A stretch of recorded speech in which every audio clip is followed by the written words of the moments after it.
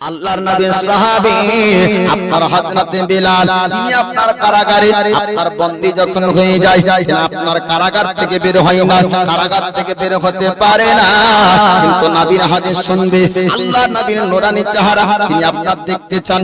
আপনার কারাগার থেকে, জেলখানা থেকে আপনার রাত্রি বেলাতে বের হয়ে যান আল্লাহর নবীর কাছে। হযরতে বিলাল তিনি আপনার হাদিস শুনতে যান, রাত্রি বেলায় আপনার ফিরে আসছে। উমাইয়া পাপী সেনাবাহিনী নিয়ে দাঁড়িয়ে, আপনার উমাইয়া পাপী বলল, ওগো বেলাল তুমি কোথায় গিয়েছিলে, কোথায় থেকে এত গভীর রাত্রিতে আসো? আপনার হযরত বেলাল বলেছিলেন, ও উমাইয়া আমি নবীর কাছে গিয়েছিলাম, আল্লাহর নবীর কাছ থেকে পবিত্র কোরআন শুনলাম, আল্লাহর নবীর কাছ থেকে আমি হাদিসের বাণী শুনলাম, আমি নবীর কাছ থেকে কোরআন হাদিসের বাণী শুনে আমি বাড়ির দিকে যাচ্ছি। উমাইয়া পাপী আপনার বলেছিল, বেলাল তুমি যদি কালমা ছেড়ে দাও তবে তোমাকে আর কিছু বলবো না, আর যদি না কালমা ছাড়ো তোমার উপর অত্যাচার হবে, তোমার উপর আঘাত করা হবে, তোমাকে বেতের আঘাত করা হবে, তোমার উপর বেতের আঘাত করা হবে, চাবুক মারা হবে, তোমার শরীরে আঘাত করা হবে। হযরত বেলাল আমি আপনার বলেছিলেন, ওরে উমাইয়া শোন শোন, আঘাত করবি আমি কিছু বলবো না, আঘাত যদি করিস আমি কিছু বলবো না। সুবহানাল্লাহ। একটু পাশে ছেলেদের হাত দিয়ে পাঠানোর চেষ্টা করবেন, আল্লাহ আপনাদেরকে কবুল করুন। ঠিক আছে, দোয়া হবে, শেষে দোয়া হবে। আচ্ছা ঠিক আছে, ঠিক আছে, ঠিক আছে, হ্যাঁ অবশ্যই দোয়া হবে, সবার জন্য দোয়া হবে। একটু আলোচনাটা শুনুন, তারপর অবশ্যই আপনারা দিবেন। পাশে ছেলেরা আছে তাদের হাত দিয়ে দিবেন। মা ও বোনেরা আপনাদেরকে অনুরোধ করব আপনারা একটু সামনে আসিয়েন না। হযরত বেলাল আপনার বলছে, ও উমাইয়া বলছেন, ওগো উমাইয়া শোন শোন শোন, আমাকে কালমা ছাড়তে বলেছে না, আমি কালমা ছাড়তে পারবো না, আমি ইসলাম ধর্ম ত্যাগ করতে পারবো না, আমি নবীকে আমি ছাড়তে পারবো না। উমাইয়া বলল, বেলাল যদি তুমি কালমা না ছাড়ো তোমাকে আঘাত করা হবে, চাবুক মারা হবে, তোমার পিঠে আপনার আঘাত করা হবে। হযরত বেলাল বলেছিলেন, উমাইয়া আঘাত আমাকে কর, আমি কিছু বলবো না, আমার পিঠে চাবুক মারবে আমি কিছু বলবো না, কিন্তু আমি কালমা ছাড়তে পারবো না। উমাইয়া পাপী আপনার সেনাবাহিনীকে বলেছিল, ও সেনাবাহিনীরা, আমার সেনাবাহিনীরা তোমরা আঘাত করতে শুরু করো, বেলালের পিঠে আপনার বেতের আঘাত করো, বেলালের পিঠে আপনার চাবুক মারার জন্য বলল। হযরতে বেলাল তিনি আপনার আঘাত সহ্য করে, এক নয় দুই নয় পাঁচবার আপনার বেতের বাড়ি মারা হলো, আপনার চাবুকের বাড়ি মারা হলো। আল্লাহর নবীর সাহাবী হযরত বেলাল আমার পিঠে আপনার রক্ত ঝরতে শুরু হয়ে যায়। আল্লাহর নবীর সাহাবী আপনার নবীর কালমা পড়তেছিলেন, কালমা তৈয়ব পড়তেছিলেন, আপনার কালমা পড়তে থাকে, আবার আপনার আঘাত করে, আপনার যতবার আঘাত করেছিল নবীর সাহাবী আপনার ততবার কালমা পড়তেছিলেন। আপনার মারতে মারতে আপনার সন্ধ্যা যখন হয়ে গেল, আপনার উমাইয়া বলল, ও সেনাবাহিনীরা এই বেলালকে একটা গাছে বেঁধে দাও, সারা রাত্রি পার হয়ে যাবে, সকালবেলা জিজ্ঞেস করব, সারা রাত্রির যন্ত্রণায় সারা রাত্রির বেদনাতে হয়তো কালমা ছেড়ে দিবে, ইসলাম ধর্ম হয়তো ভুলে যাবে। রাত কেটে গেল, আপনার সন্ধ্যার পর থেকে সারা রাত্রি আপনার ঘা গলা শরীরে আপনার ব্যথা নিয়ে কেটে যায়। পরের দিন আপনার সকাল হয়ে গেল, আপনার বাঁচলো উমাইয়া পাপী, জিজ্ঞেস করলো, বেলাল সারা রাত্রিটা তো পার হয়েছে, তুমি যন্ত্রণা ব্যথাতে ছিলে, একটু জানিয়ে দাও, তুমি কি কালমা ছাড়ার সিদ্ধান্ত নিয়েছো, ইসলামকে ছাড়ার সিদ্ধান্ত নিয়েছো? হযরত বেলাল বলেছিলেন, না না, আমি সারা রাত্রির মধ্যে অন্য কোনো কাজে ব্যস্ত হইনি, সারা রাত্রি আমি অন্য কারো নাম স্মরণ করিনি, আমি সারা রাত্রির মধ্যে আমি নবী পাকের পবিত্র নাম স্মরণ করে কাটিয়েছি। রাত আপনার ৫টা হয়ে গেল, দিন আপনার শুরু হয়ে যায়, আপনার সকাল কেটে গেল, আবার দুপুর হয়ে যায়, রৌদ্রের আপনার তাপ বেড়ে গেল। উমাইয়া পাপী বলল, ওগো সেনাবাহিনী তোমরা শুনে নাও, বেলালের একটু ডোজটা বাড়িয়ে দাও, আঘাতটা বাড়িয়ে দাও, এমনি হয়তো কালমা ছাড়বে না, আবার যদি আঘাত করে হয়তো আবার কালমা ছাড়তে বাধ্য হয়ে যাবে।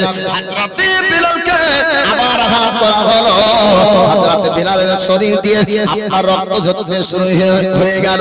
আল্লাহর নবীর সাহাবী হযরত বেলাল আপনার বলেছিলেন, ও উমাইয়া যত আঘাত করবি কর, আমি কিছু বলবো না, কিন্তু খবরদার আমাকে কালমা ছাড়তে বলবি না। নবীর মহব্বত আমার অন্তর থেকে তুই বের করতে পারবি না। তোর চাবুকের আঘাতে আমার শরীরে রক্ত বের হবে, কিন্তু চাবুকের আঘাতে আমার নবীর মহব্বত বের হবে না। এবার আপনার আঘাত আবার বেড়ে যায়, আঘাত আপনার করে, আবার চাবুক মারে, আবার চাবুক মারে, আবার চাবুক মারে, বারবার মারতে মারতে উমাইয়া আপনার সেনাবাহিনীদেরকে বলল, এইরকম করে মারলে হয়তো কালমা আপনার ভুলবে না, কালমা হয়তো ছাড়বে না, একটা ঘোড়া নিয়ে আসতে হবে, আর ঘোড়ার পায়ে আপনার রশি বেঁধে দাও, আর রশি বাঁধার পর আপনার বেলালের হাতটা বেঁধে দিতে হবে। সারা আপনার মরুভূমিতে চক্কর লাগিয়ে দাও, যখন চক্কর লাগাবে তাপাল আপনার বালিতে, মরুভূমির বালিতে, আর ঘায়ের শরীর যখন আপনার পড়বে তখন বেলাল আর সহ্য করতে পারবে না, আঘাতটা সহ্য করতে পারবে না। চতুর্দিক দিয়ে আপনার মরুভূমির পানি আপনার চক্কর লাগানো হবে। এবার ঘোড়ার আপনার পায়ে রশি বাঁধা হলো, আল্লাহর নবীর সাহাবী হযরত বেলালের হাতে আপনার রশি বাঁধা হলো, মরুভূমির পানিতে আপনার বেলালকে চক্কর লাগানো হলো। এবার বেলালকে জিজ্ঞেস করে, ওগো বেলাল একটু জানিয়ে দাও, তুমি কি কালমা ছাড়বে, তুমি কি কালমা বলবে, তুমি কি ইসলাম ধর্ম ত্যাগ করবে, বাপ দাদা ধর্মের দিকে আবার পুনরায় তুমি আসবে, একটু জানিয়ে দাও। ওগো বেলাল, যদি তুমি কালমা ছেড়ে দাও, যদি তুমি কালমা ভুলে যাও, ইসলাম ধর্ম যদি তুমি ত্যাগ করে দাও, আজকে একটা তোমার জন্য ইনাম আছে, পুরস্কার রয়েছে। হযরত বেলাল বলেছিলেন, কি পুরস্কার আমার জন্য রয়েছে, কি ইনাম আমার জন্য রয়েছে, একটু ইনামের কথা জানিয়ে দাও। আপনার উমাইয়া বলেছিল, ও বেলাল, তোমার জন্য পুরস্কার হলো এই, তোমার জন্য ইনাম হলো এই, কালমা ছাড়ার জন্য, ইসলাম ধর্মকে ছাড়ার জন্য অনেক টাকা পয়সা তোমাকে দেওয়া হবে। শুধু তাই না, শুধু তাই না, তোমাকে চিকিৎসা করা হবে, ভালো ডক্টর দেখিয়ে তোমাকে চিকিৎসা করব, ভালো কবিরাজ দিয়ে তোমাকে চিকিৎসা করব, তোমার শরীরের ঘা থাকবে না, শরীরে যন্ত্রণা থাকবে না, শরীরে আপনার ব্যথা থাকবে না, এরকম বলা হলো। আল্লাহর নবীর সাহাবী হযরত বেলাল বলেছিলেন, না না, দুনিয়ার যদি আমাকে অর্থ সম্পদ যদি আমার কদমে ফেলে দাও, আমি নবীর মহব্বত ভুলবো না। নবীর সাহাবী বলছেন, দুনিয়ার সমস্ত টাকা পয়সা যদি আমার কদমে আমার পায়ের কাছে নিয়ে এসে দাও, তবু আমি নবীর মহব্বত ছাড়বো না। জোরে বলুন সুবহানাল্লাহ। নবীর মহব্বতের কাছে দুনিয়ার সম্পদ, দুনিয়ার টাকা পয়সাকে আমি কুরবান করে দিব। এই হলো নবীর সাহাবী। হযরত বেলালকে আপনার আবার আঘাত করা হলো। আল্লাহর নবীর সাহাবী হযরত বেলাল আপনার কালমা পড়তেছিলেন, আপনার সারা মরুভূমিতে চক্কর লাগানোর পর শরীর দিয়ে আপনার রক্ত তো ঝরতেছিল, এবং শরীরে আপনার ব্যথাটা যন্ত্রণা আরো বেড়ে গেল। আপনার চলা আপনার কম হয়ে গিয়েছে, হাত পা চলে না, আপনার শরীরের অঙ্গ প্রত্যঙ্গ কাজ করা বন্ধ করেছে, কিন্তু আপনার জবানে আস্তে আস্তে কালমা তেলাওয়াত করতেছিলেন। এবার উমাইয়া বলল, ও সেনাবাহিনীরা, একটা পাথর নিয়ে আসো। একটা বড় পাথর আনা হলো। এবার হযরত বেলালের সিনার উপরে আপনার বুকের উপর চাপানো হলো। উমাইয়া বলল, এই সিনার উপর পাথর চাপানো হবে, আর যদি পাথর চাপানো থাকে তবে যন্ত্রণায় ছটফট করবে, আর হয়তো ইশারা করে বলবে কালমা ছেড়ে দিব, কিন্তু পাথর চাপানোর পর তবু হযরত বেলাল কালমা ছাড়তে রাজি হন না। উমাইয়া পাপী চিন্তা করলো, আর আপনার কালমা ছাড়ানো যাবে না, আর বেলাল কালমা বলবে না। ইসলাম ধর্ম এমন ভাবে মেনে নিয়েছে, জীবনকে কুরবান করে দিবে, কিন্তু আপনার কালমা ছাড়বে না। জীবন কুরবান করবে, কিন্তু আপনার কালমা বলবে না। জীবন কুরবান করবে, ইসলাম ধর্ম আপনার ত্যাগ করবে না। সহ্য করার পর হযরত বেলাল তবু জবানে কালেমার জিকির করে, জোরে বলো উমাইয়া বলল না আর এইভাবে হবে না, এত আঘাত সহ্য যখন করে নাই এই ব্যক্তি আর কালেমা ছাড়বে না, ইসলাম ধর্ম আর ভুলবে না, এই পাথর চাপানো থাক, বেলাল এই জায়গায় পড়ে থাকবে। সেনাবাহিনীদেরকে নিয়ে চলে যাওয়ার জন্য রওনা হওয়ার জন্য প্রস্তুতি নিচ্ছে। এমন তো অবস্থাতে হযরত আবু বকর সিদ্দিক নবীর শ্রেষ্ঠ সাহাবী, তিনি রাস্তা দিয়ে বাড়ি যাচ্ছিলেন ব্যবসা বাণিজ্য করে, একজন রমণীর ডাক শুনতে পেলেন। ওই রমণী কে ছিল? ওই উমাইয়ার কন্যা, উমাইয়ার বেটি। এবার এই রমণী ডাকটাই নবীর শ্রেষ্ঠ সাহাবী হযরত আবু বকর সিদ্দিককে, ওগো নবীর সাহাবী আবু বকর, আপনাদেরই একজন সাথী, আপনাদেরই একজন বন্ধু, তাকে আমার আব্বা অন্যায়ভাবে আঘাত করেছে, অন্যায়ভাবে আঘাত করেছে, এত মার মেরেছে, বালু চরে মরুভূমিতে পড়ে আছে, আপনি তাকে না নিয়ে যাবেন না। এবার নবীর আপনার শ্রেষ্ঠ সাহাবী হযরত আবু বকর সিদ্দিক আর বাড়ির দিকে গেলেন না, আপনার বাড়ির দিকে আগালেন না, আপনার পেছন দিকে চলে যায় হযরত বেলালের কাছে। এবার উমাইয়ার কাছে গিয়ে বললেন, ও উমাইয়া, আমাদের নাকি একজন সাথী, আমাদের নাকি একজন বন্ধুকে অন্যায়ভাবে কষ্ট দিয়েছো, অন্যায়ভাবে নাকি মারধর করেছো। উমাইয়া বলল, হ্যাঁ হ্যাঁ, তবে তুমি আমার কি করবে একটু জানিয়ে দাও। আবু বকর বলল, কিছু করব না, একটা তোমার সঙ্গে গুপ্তগো করতে চাই, একটা কথা বলতে চাই। বলে কি কথা বলবে? উমাইয়া, আজকে আমার যত ব্যবসায় পয়সা হয়েছে, আর যত বিক্রি করেছি, আর যত আমার টাকা হয়েছে বিক্রি করে, সমস্ত টাকাগুলা আমি তোমাকে দিতে চাই, বিনিময়ে আমি বেলালকে তোমার কাছ থেকে নিতে চাই। জোরে বলো।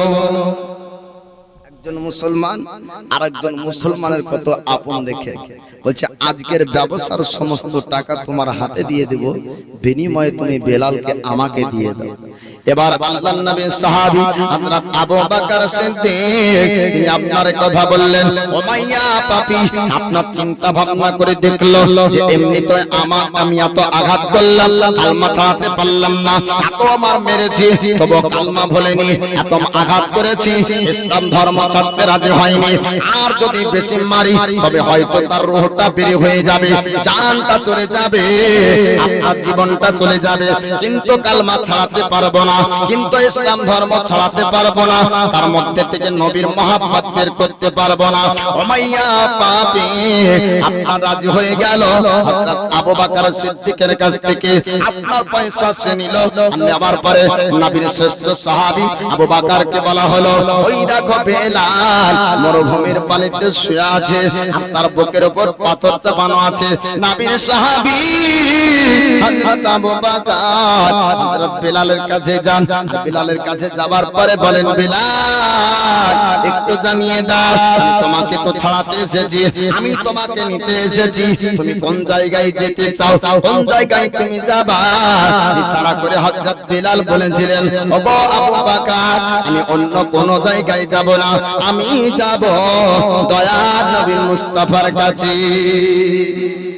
আমার নবীজি নুরানি চেহারা আপনার সাহাবীরা দেখলে সমস্ত আপনার অশান্তি দূর হয়ে যেত, আপনার বিপদ দূর হয়ে যেত। সাহাবীরা আপনার বলেন, আমরা যখন কোনো মুশকিলে পড়ে যেতাম, অসুবিধার মুখোমুখি হতাম, আমরা নবীর কাছে যেতাম, আর যেমন নবীর কাছে চলে যেতাম, আমাদের আর কোনো জিনিস আপনার অসুবিধা থাকতো না। একবার জোরে বলুন সুবহানাল্লাহ। হযরত বিলাল আমার নবীর কাছে যান, হযরত বেলালকে আমার নবী বলেন, বেলাল এত শরীর দিয়ে তোমার রক্ত ঝরেছে, এত আঘাত সহ্য করেছো, আজ আমি তোমাকে একটু কথা জানিয়ে দেই, আজ আমি তোমাকে একটু কথা বলি। ও বেলাল, বলো তুমি আমার কাছ থেকে কি নিবে, আমি নবী তোমার জন্য কি করতে পারি? হযরত বেলাল বলেছিলেন, ইয়া রাসূলুল্লাহ, ইয়া হাবিবাল্লাহ, নবী গো, আপনি যদি আমার হয়ে যান, আপনি আমার উপর একটু সন্তুষ্ট হয়ে যান, আমি বেলাল আর কিছু চাই না। জোরে বলো। পৃথিবীর জমিনে এমন কোন মা সন্তানকে জন্ম দিতে পারেনি যেই সন্তান আমার নবী পাকের লালা মুবারকের থেকে ভালো ওষুধ পৃথিবীর জমিনে আবিষ্কার করবে। জোরে বলুন সুবহানাল্লাহ। নবী আমার বলছেন, আয়ে বেলাল, তোমার শরীরের ঘাগুলি একটু দেখাও। নবী হাত বুলিয়ে দিলেন, শরীরের ব্যথা যন্ত্রণা সব দূর হয়ে গেল। যে নবীর লালা মুবারক লাগিয়ে দিলে আবু বকর সিদ্দিকের পায়ে সাপে যে ছবল মেরেছিল তার বিষ পানি হয়ে যায়। যে নবীর লালা মুবারক লাগিয়ে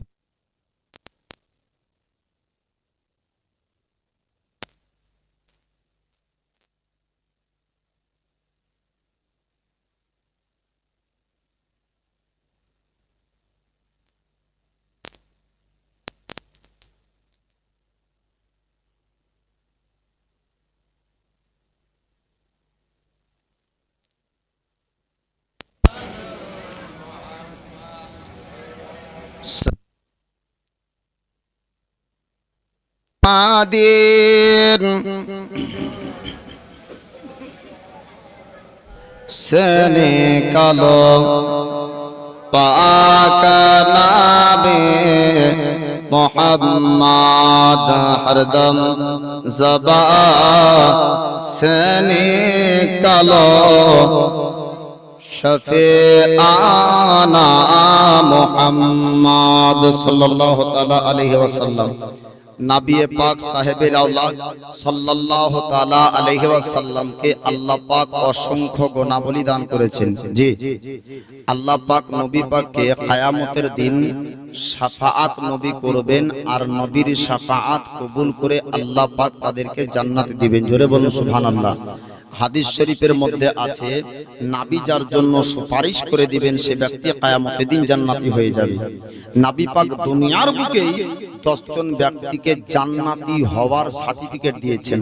আবু বকর ফিল জান্নাহ, ওমর ফিল জান্নাহ, উসমান ফিল জান্নাহ, তালহা ফিল জান্নাহ, জুবাইর ফিল জান্নাহ, আলী ফিল জান্নাহ। এই রকম করে 10 জন সাহাবীকে নবী বলেছেন যে তোমরা জান্নাতি, জান্নাতি হওয়ার গ্যারান্টি নবী দুনিয়াতে দিয়েছেন। এই রকম 10 জন সাহাবীর অনুসরণে, 10 জন সাহাবীর মহব্বতে পবিত্র ঘর মসজিদের জন্য 1000 টাকা করে 10 জন কেউ আছে? জি। পাক পাঞ্জাতনের মহব্বতে 5000 টাকা দেনেওয়ালা একজন ব্যক্তি নাই। পাক পাঞ্জাতন কাকে বলে?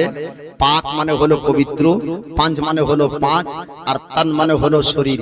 5 জনের শরীরকে পবিত্র শরীর বলা হয়। রাসূলে পাক, আলী শেরে খোদা, ফাতিমাতুজ জাহরা, ইমামে হাসান ও ইমামে হুসাইন। তো এই পাক পাঞ্জাতনের মহব্বতে, পাক পাঞ্জাতনকে ভালোবেসে আল্লাহর ঘর পবিত্র মসজিদের জন্য একজন ব্যক্তি 5000 টাকা দেন। নবী পাক বলেন বালা মুসিবত করলে আপনার বালা মুসিবত দূর হয়ে যায় সাদকায়ে জারিয়া যদি করে যায়। সাদকায়ে জারিয়াতে সাদকার মাধ্যমে আপনার বালা মুসিবত দূর হয়ে যায়। অনেকজন ব্যক্তির আপনার অসুস্থ হলে ডক্টরের বাড়ি যায় না, যায় না গো? জি, পা ভেঙে যায় তো ডক্টর বলছে 1 লাখ টাকা দাও তবে একটা নকল পা দেব। কি নাম হলো? বেনাম নাকি? বেনামে? সুবহানাল্লাহ। দেখেন বলছে নামের নাই দরকার, কামের দরকার। নারায়ে তাকবীর, নারায়ে রিসালাত। এই দেখেন যুবক ভাই, 500 টাকার দাতা, আল্লাহ তার দানকে কবুল করুক, আমিন ইয়া রাব্বাল আলামিন।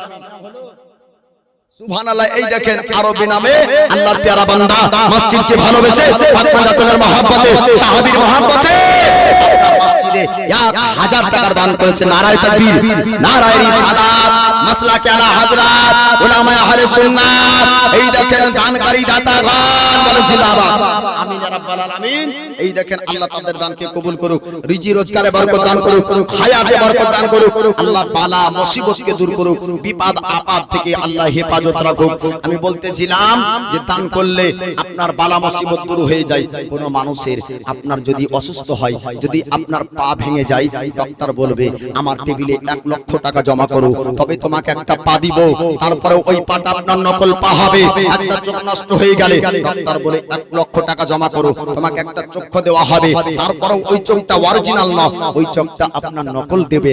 আপনার এই রকম লক্ষ লক্ষ টাকার, কোটি কোটি টাকার অঙ্গ প্রত্যঙ্গ মহান আল্লাহ আপনাকে ও আমাকে দান করেছেন। জোরে বলুন সুবহানাল্লাহ। জি, আল্লাহ আমাদেরকে সুস্থ রেখেছেন, আল্লাহ আমাদেরকে ভালো রেখেছেন, আল্লাহ আমাদেরকে দুনিয়ার জমিন দিয়েছেন। এই দুনিয়ার জমিন থেকে আমরা রুজি সঞ্চয় করে থাকি, ব্যবসা বাণিজ্যতে হায়াতে, কে বরকত দিবেন গো? আল্লাহ বরকত দিবেন। একটু আল্লাহর ঘর মসজিদকে আপনি ভালোবাসুন, আল্লাহ আপনাকে ভালোবাসবে। একজন ব্যক্তি নাই পাক পাঞ্জাতনের মহব্বতে 5000 টাকা দিনে বলা, সাহাবীর মহব্বতে 1000 টাকা দিনে বলা। আমি বলতেছিলাম কোন ব্যক্তিকে যদি আল্লাহ ধনী করে, কথাটা শুনবেন, ধনী যদি করে তার কালবকে যেন হযরত উসমান গানির মতন বানিয়ে দেয়। একবার জোরে বলুন সুবহানাল্লাহ। কোন ব্যক্তি মুসলমানকে আল্লাহ গরীব যদি বানায়, হাজারো হাজার গরীব আল্লাহর বান্দা আছে, হাজার হাজার গরীব মুসলমান দুনিয়াতে রয়েছে, কোন ব্যক্তি যদি গরীব হয় তাহলে তার কালবকে যেন হযরত আলীর মতন বানিয়ে দেয়। তাহলে গরীবী হালাতেও আল্লাহর শুকরিয়া করবে, আর ধনী হালাতে উসমান গানির মতন যদি কালব থাকে তাহলে সেই ব্যক্তির দ্বারাতে অন্য ব্যক্তি গরীব মুসলমানও হেফাজত থাকবে এবং মসজিদ মাদ্রাসার প্রতিষ্ঠানগুলির উন্নতি হবে। কেননা উসমান গানির মতন কালব হলে ঘরে অর্থ থাকবে আর দান করবে না, এমন হবে না। জোরে বলুন সুবহানাল্লাহ। তিনজন ব্যক্তির কথা আপনাদেরকে বলবো ঘটনা। পানি ইসরায়েলে তিনজন ব্যক্তি ছিল যাদের তিনটা রোগ হয়েছিল। তিনটা রোগ, একটা দুই চোখ কানা একজন, আর একজন ব্যক্তির ফলু পড়া, আর একজন ব্যক্তি আপনার মাথায় চুল ছিল না। তিনজন বানি ইসরায়েলের ঘটনা, তিনজন ব্যক্তি। বলছে আল্লাহ বড় আফসোস দুঃখে, সুবহানাল্লাহ, দেখেন বাকি রেখেছেন কিন্তু দিবে না বাকি। নারায়ে তাকবীর, নারায়ে রিসালাত, মাসরাকে আলা হযরত আলাউদ্দিন 1000 টাকার দাতা বলেন জিন্দাবাদ। এরকম আলাউদ্দিনের মতন আব্দুল্লাহ নাই, আব্দুল সাত্তার, আব্দুল গফফার এরকম নাই। মা আমার আপনারা 500 টাকা 1000 টাকা করে দেন কিনা? মরহুম আলতাফ আলীর নামে 500 টাকা। নারায়ে তাকবীর, নারায়ে রিসালাত, মাসলাকে আলা হযরত মরহুম আলতাফ উদ্দিনের নামে 500 টাকা দান করেছে। আল্লাহ তাআলা দানকে কবুল করুক, জীবনের গুনাহ খাতাকে ক্ষমা করুক, আমিন ইয়া রাব্বাল আলামিন। বলতেছিলাম বানি ইসরায়েলের তিনজন ব্যক্তি তারা আপনার আফসোস দুঃখে আপনার ফাঁকা ময়দানে বসে বসে আল্লাহকে বলছে, মাবুদ গো তুমিও তো আমাদেরকে দুনিয়াতে পাঠিয়েছো তোমার বান্দা করে, কিন্তু মানুষ যে আমাদেরকে ঘৃণা করে। মানে এই তিনজন ব্যক্তিকে মানুষ ঘৃণা করত, কি কারণে সেটাও শুনেন। বানি ইসরায়েলের তিনজন ব্যক্তি আল্লাহকে বলেছিল, মাবুদ পৃথিবীর জমিনে আমাদেরকে তুমি পাঠিয়েছো, আমাকে কানা করেছো, আমাকে তুমি চোখ দাওনি, অন্ধ বলে আমাকে মানুষ ঘৃণা করে, আমাকে মানুষ ঘৃণা করে, মানুষ ভালোবাসে না, মানুষ আমাকে কাজ দেয় না, মানুষ আমাকে চাকরি দেয় না। আর একজন ব্যক্তি বলেছিল, আল্লাহ আমার মাথায় চুল নাই, আমার মাথায় চুল নাই, তার জন্য আমাকে ঘৃণা করে, আমাকে টাকলা টাকলা বলে, আমাকে নানা রকম করে ঠাট্টা করে। হে মাবুদ মাওলা, এইরকম করে পৃথিবীর মানুষ আমাদেরকে নিয়ে ঠাট্টা করে, আর দুনিয়ায় আমরা থাকতে চাই না। আল্লাহ পাককে যখন বলে, আল্লাহর ফেরেশতাকে আল্লাহ পাক আপনার পৃথিবীর জমিনে পাঠিয়ে দেয় আপনার পরীক্ষা নেওয়ার জন্য। আল্লাহ পাক আপনার পাঠিয়েছিলেন আল্লাহর ফেরেশতাকে। আল্লাহর ফেরেশতা আপনারা আসার পর আপনার তিনজন ব্যক্তির কাছে মানবের রূপ ধারণ করলেন। মানবের রূপ ধারণ করার পরে আল্লাহর ফেরেশতা বলেছিলেন, ও আল্লাহর বান্দা তোমাদের মনের চিন্তা কি একটু জানিয়ে দাও। এক এক করে এক একজনের ব্যক্তির কাছে যাই, যাওয়ার পরে বলেছিলেন, আপনার ওগো আল্লাহর বান্দা আপনি কিসের চিন্তায় বসে আছেন একটু জানিয়ে দেন। ওই ব্যক্তি বলেছিলেন, মহান আল্লাহ পাক আল্লাহ তাআলা আমাকে পৃথিবীর জমিনে পাঠিয়েছেন, কিন্তু মানুষ ঘৃণা করে, মানুষ আমাকে দেখে বলে আমার শরীরের ফুল পড়া আছে, আমার শরীরকে দেখে তারা বিকৃতি দেখতে মনে হয়, আমাকে দেখে তারা ঘৃণা করে। এইরকম আপনার শব্দ ব্যবহার করলো। আল্লাহর ফেরেশতা বলেছিলেন, দেখি তোমার একটু শরীরটা দেখিয়ে দাও। আল্লাহর ফেরেশতার নূরানি হাত দ্বারাতে আপনার শরীরের ফুল পড়া অসুখ ভালো করে দেয়। জোরে বলুন। এবার আল্লাহর ফেরেশতা আপনারা বলেছিলেন, ও আল্লাহর বান্দা আল্লাহর কাছে কি পেতে চান, আল্লাহর কাছ থেকে কি নিতে চান একটু আপনি জানিয়ে দেন। ওই ব্যক্তি বলেছিলেন, আমার কাছে তো কিছু নাই, আমার কাছে তো কিছু নাই। আল্লাহ পাক আল্লাহ তাআলা আমাকে যেটা দিবে ওতেই আমি খুশি হয়ে যাব, ওতেই আমি রাজি হয়ে যাব। আল্লাহর পক্ষ থেকে আপনার ওইজন ব্যক্তিকে আপনার একটা ওট দেওয়া হলো। যেই ওটটা আপনার গাভী ওট ছিল, যেই ওটটা আপনার গাভী গাভী ছিল, আপনার 10 মাসের গাভী আপনার উত্তন করা হলো, আর ওই উট থেকে আল্লাহ পাকের পক্ষ থেকে যেহেতু এসেছে আপনার উটের মধ্যে বরকত চলে আসলো।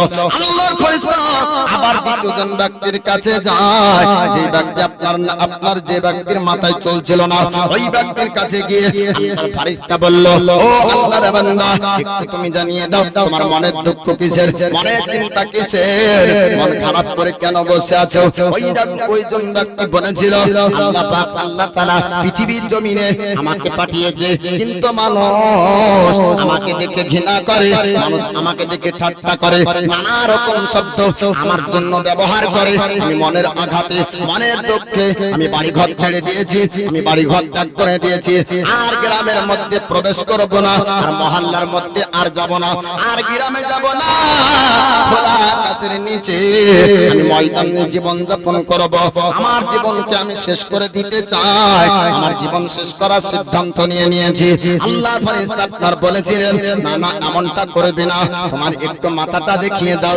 আপনার মাথাতে হাত বোলানো হলো, আল্লাহর নূরানী ফেরেশতার হাত বোলানোর পরে আপনার মাথায় চুল গজাতে শুরু হলো, আপনার চুল হয়ে যায়। ওই ব্যক্তিকে আল্লাহর ফেরেশতা বলেছিলেন, ওগো আল্লাহর বান্দা, তুমি কি পেতে চাও আল্লাহর কাছ থেকে একটু জানিয়ে দাও। ওই ব্যক্তি বলেছিলেন, আমার কাছে তো কিছু ছিল না, আমি তো একজন অসহায় ব্যক্তি ছিলাম, আল্লাহ পাক আল্লাহ তাআলা আমার অসুখ ভালো করে দিয়েছে, আল্লাহ পাক যেটা দিবে আমি তার উপর রাজি হয়ে যাব, আমি তার উপর আপনার খুশি হয়ে যাব। আল্লাহর পক্ষ থেকে ওই ব্যক্তিকে আপনার একটা গাড়ি দেওয়া হলো, একটা গরু দেওয়া হলো।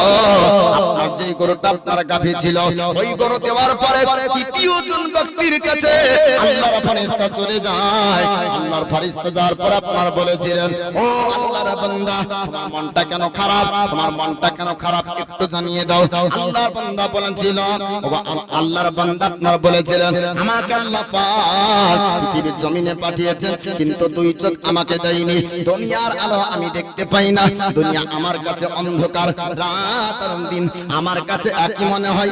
মানুষ আমাকে ঘৃণা করে, মানুষ আমাকে ঠাট্টা করে, নানা রকম শব্দ আমার জন্য ব্যবহার করে। আমার দিকে আল্লাহর ফেরেশতা বলেছিলেন, তোমার একটু চোখটা দেখিয়ে দাও, আমি তোমাকে নাবিনা থেকে বিনা বানিয়ে দিব, তোমার চোখের পাওয়ার চলে আসবে, তোমার চোখের জ্যোতি ফিরে আসবে। আল্লাহর ফেরেশতা আপনার নূরানি হাত বুলিয়ে দিলেন, আপনার দুই চোখের জ্যোতি আপনার ফিরে চলে আসলো। দুই চোখের জ্যোতি ফিরে আসার পর আল্লাহর ফেরেশতা বলেছিলেন, ও আল্লাহর বান্দা, একটু তুমি জানিয়ে দাও, একটু তুমি বলে দাও, আল্লাহর কাছ থেকে তুমি কি পেতে চাও, আল্লাহর কাছ থেকে তুমি কি নিতে চাও। আপনার অন্ধ ব্যক্তি বলেছিল, আমি আল্লাহর কাছ থেকে কি নেব, আল্লাহ যেটা দিবে আমি খুশি হয়ে যাব, কেননা আমি অসহায় ছিলাম, আমি গরিব ব্যক্তি ছিলাম। 500 টাকা কি নাম? সুবহানাল্লাহ, ওখানে নামটা বলেন, আজেদ আলী না মাজেদ আলী বললেন? অজেদ আলী। সুবহানাল্লাহ, নারায়ে তাকবীর, নারায়ে সালাত। এই দেখেন অজেদ আলী, যোগ্য বাপের যোগ্য বেটা, আল্লাহর প্যারা বান্দা, আল্লাহর ঘর পবিত্র মসজিদে আপনার 500 টাকা দান করেছেন। আল্লাহ তার দানকে কবুল করুক, আমিন ইয়া রাব্বাল আলামিন। সুবহানাল্লাহ। মা ও বোনেরা, আপনারাও একটু নামটা লিখিয়ে দিবেন, আপনারাও একটু পাঠিয়ে দিবেন। আপনাদের তো ছিল এআই, এখন হলো এআই, তাই না? সুবহানাল্লাহ, আগে 500 ছিল, এখন 1000। সব মুলবিরাই যেখানে কালেকশন হচ্ছে বলছে যে মায়েরা আপনারা দিন আগে আই ছিল, এখন আই হয়েছে, তো আপনারা এই 1 মাসেরটা তুলিয়েন না, 12 মাসের মধ্যে 11 মাস আপনারা খায়েন, আর 1 মাস মসজিদকে দেন। ও মা বোনেরা, আপনাদেরকেও কিয়ামতের দিন উঠতে হবে, এই নয় যে আপনার স্বামীর হিসাব হবে আর আপনার হবে না, আপনারও হবে। মা বোনেরা, আপনারাও একটু চেষ্টা করবেন। তো অন্ধ ব্যক্তিকে আল্লাহর ফেরেশতা বলছেন, মনের চিন্তা দুঃখ কিসের? বলে মনের দুঃখ হবে না, আল্লাহ দুনিয়াতে পাঠালো কিন্তু চোখ দিল না, দুনিয়া দেখতে পাই না, মানুষ নানা রকম ভাবে আমার জন্য শব্দ ব্যবহার করে, ঠাট্টা করে, মনের দুঃখ ঘর বাড়ি ছাড়লাম, আর খোলা আকাশের নিচে চিন্তা করলাম যে এই জীবন হয়তো রাখবো না। আল্লাহর ফেরেশতা আপনার হাত ভুলিয়ে দেন, আপনার চোখের পাওয়ার, চোখের জ্যোতি ফিরে আসলো। বলে কি পেতে চাও বলো, আল্লাহ যেটা দিবে তাতে আমি খুশি হব। আল্লাহ পাক আল্লাহর পক্ষ থেকে আপনার একটা বকরি, ছাগল দেওয়া হলো, বলে এতে তোমার মালে বরকত হবে। দীর্ঘদিন কেটে যাওয়ার পরে 3 জন ব্যক্তি আবার ধনী হয়ে যায়। এই 3 জন ব্যক্তি ছিল অসহায়, ধনীতে পরিণত হলো। আল্লাহর ফেরেশতা আবার আপনার রূপ পরিবর্তন করলেন, আর তারপর আপনার মানবের রূপ ধারণ করলেন। যে ব্যক্তির আপনার যেমন ছিল তার কাছে তেমন রূপ ধারণ করে আপনার যাই। আপনার যারা মাথায় চুল ছিল না ওর কাছে অমন রূপ ধারণ করে গিয়েছিলেন, যার আপনার চোখ ছিল না তার কাছে তেমন রূপ ধারণ করে গিয়েছিলেন। 100 টাকা দান করেছে আল্লাহ, তার দানকে কবুল করুন। যার আপনার ফল পড়া রোগ ছিল তার কাছে আপনার তেমন রূপ ধারণ করেছিলেন। সর্বপ্রথমে আল্লাহর ফেরেশতা ওই আপনার ফল পড়ার ব্যক্তির কাছে আপনার ওই রকম রূপ ধারণ করে গেলেন। যাবার পর বলেছিলেন, আমি একজন অসহায় ব্যক্তি, আমার শরীরের মধ্যে এই রকম ফল পড়া রোগ এসেছে। মানুষ আমাকে ঘৃণা করে, মানুষ আমাকে দেখে নানা রকম শব্দ ব্যবহার করে, নানা রকম খারাপ শব্দ বলে। আমাকে কোন ব্যক্তি কাজ দেয় না, আমাকে কোন ব্যক্তি কর্ম দেয় না, মানুষের কাছে আমাকে আসতে দেয় না, মানুষ আমাকে দূর দূর করে দূরে আপনার ঠেলে দেয়। আমি আপনার কাছে এসেছি, একটা উট যদি আপনি আমাকে দিতেন। সঙ্গে সঙ্গে ওই ব্যক্তি বলেছিল, অর্থ আপনার পাওয়ার পরে অহংকার চলে এসেছিল। এই ব্যক্তি বলল, আমি একটা উট দিব না, আমি একটা উট দিতে পারবো না। দূর দূর করে তাকে তাড়িয়ে দিতে যায়। আল্লাহর ফেরেশতা আপনার রূপ পরিবর্তন করে নাই, আবার পুনরায় ওই রূপ ধারণ করে। যে রূপ ধারণ করে আল্লাহ ফেরেশতা এর আপনার রূপ ভালো করেছিল। জোরে বলো, আল্লাহর ফেরেশতা তিনি আপনার বলেছিলেন, আমাকে কি তুমি চিনতে পারোনি, আমাকে কি তুমি বুঝতে পারোনি? সুবহানাল্লাহ। 2000 টাকাই দেখেন আল্লাহ রাখা নামে 2000 টাকা। নারায়ে তাকবীর, নারায়ে রিসালাত, মাসলাকে আলা হযরত। এই দেখেন যোগ্য বাপের যোগ্য বেটা আল্লাহ রাখার নামে আপনার এই দেখেন 2000 টাকার দাতা। বলেন জিন্দাবাদ। আমি রাব্বুল আলামিন বিদায় হাবিবিকা সাইয়্যিদুল আম্বিয়া ওয়াল মুরসালিন। সুবহানাল্লাহ। এরকম করে আপনারা দিতে থাকে। এই ঘটনাটা আপনার শেষ করি। সুবহানাল্লাহ। তো ওইজন ব্যক্তির কাছে আল্লাহর ফেরেশতা যায়, রূপ পরিবর্তন হয়ে গেল। পরিবর্তন হয়ে ওই রূপ নিয়ে আসলেন, যেই রূপ ধারণ করে আল্লাহর ফেরেশতা রূপ ভালো করেছিলেন এবং একে উট দান করেছিলেন। বলে, আমাকে কি চিনতে পারোনি? বলে, আপনি কে? বলে, একটু মনে করে দেখো যে তুমি একদিন ফুলপড়া অসুখে ছিলে, তুমি একদিন এই রকম পরিস্থিতিতে ছিলে, আমি তোমার কাছে এসেছিলাম, তোমার রোগকে ভালো করেছিলাম, তোমাকে আমি উট দিয়েছিলাম, যেই উট থেকে তুমি ধনী হয়েছো। আজকে তুমি ভুলে গিয়েছো সেই দিনের কথাগুলি? আপনার সঙ্গে সঙ্গে আল্লাহর ফেরেশতা বলেছিলেন,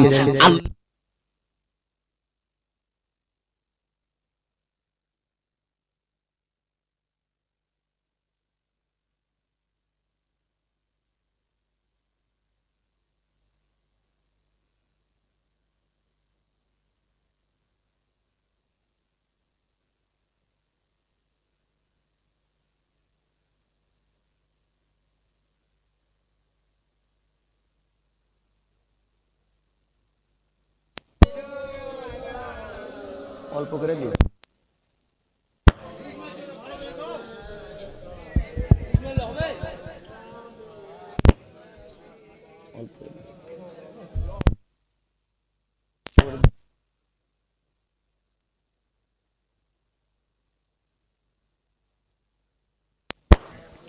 সাল্লাল্লাহু তাআলা আলাইহি ওয়াসাল্লাম। এবার আল্লাহর ফেরেশতা বললেন ওই ফুলপড়া রোগকে যে, শোনো, তোমাকে আল্লাহ পরীক্ষা করতে চেয়েছিল, আল্লাহর পরীক্ষাতে তুমি ফেল করে গিয়েছো।